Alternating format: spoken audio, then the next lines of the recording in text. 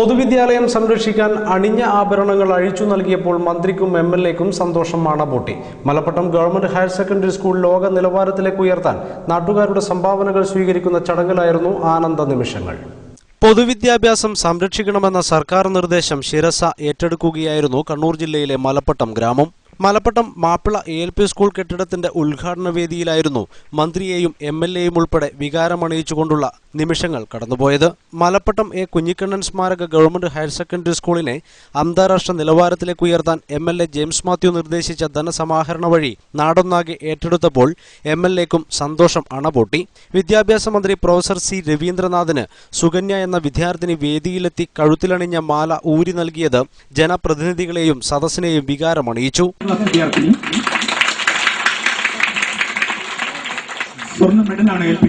പിന്നീട് ഓരോരുത്തരായി ആഭരണങ്ങൾ വേദിയിലെത്തി മന്ത്രിക്ക് സമർപ്പിച്ചു.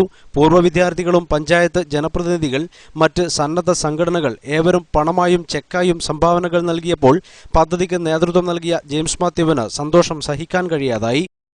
ജസ്ന രവീന്ദ്രൻ പൂർവ്വ വിദ്യാർത്ഥി മോതിരം, ശിശിര P +2 വിദ്യാർത്ഥിനി കമ്മൽ, ദിലേഷ് PP ആർട്ടിസ്റ്റ് മലപ്പട്ടം സ്വർണ്ണമോതിരം, രോഹിണി C സ്വർണ്ണമോതിരം, കാർത്തിയാനി ടീച്ചർ മലയിൽ നിന്നും ഒരു കണ്ണി, ലക്ഷ്മണൻ BP കമ്മൽ ഏൽപ്പിക്കുന്നു, ഷീപായൻ മോതിരം ഏൽപ്പിക്കുന്നു.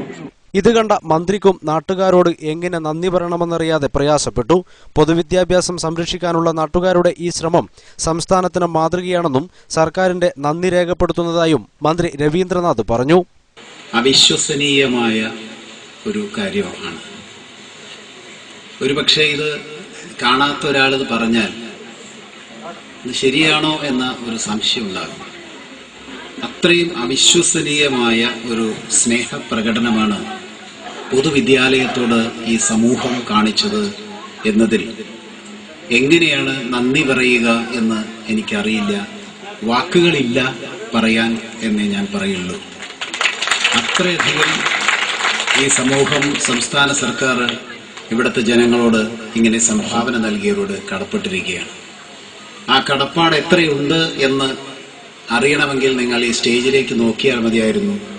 ഇതെല്ലാം ആസൂത്രണം ചെയ്ത് കേരളത്തിന്റെ പൊതുവിദ്യാഭ്യാസ എല്ലാ പദ്ധതികളെയും മുന്നോട്ട് നയിക്കത്തക്ക രീതിയിൽ നിങ്ങളുടെ മണ്ഡലത്തെ പൊതുവിദ്യാഭ്യാസത്തിന്റെ ഈറ്റില്ലമാക്കി മാറ്റാൻ ശ്രമിക്കുന്ന നിങ്ങളുടെ പ്രിയങ്കരനായ MLA ശ്രീ ജെയിംസ് മാത്യുവിന്റെ കണ്ണുകൾ നിറഞ്ഞത് നിങ്ങൾ കണ്ടതാണ്.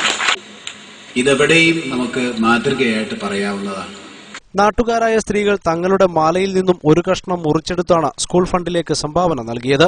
ഇത്തരത്തിൽ 1 കോടി രൂപ നാട്ടുകാരിൽ നിന്നും സമാഹരിക്കാനാണ് സ്കൂൾ അധികൃതരുടെ ശ്രമം.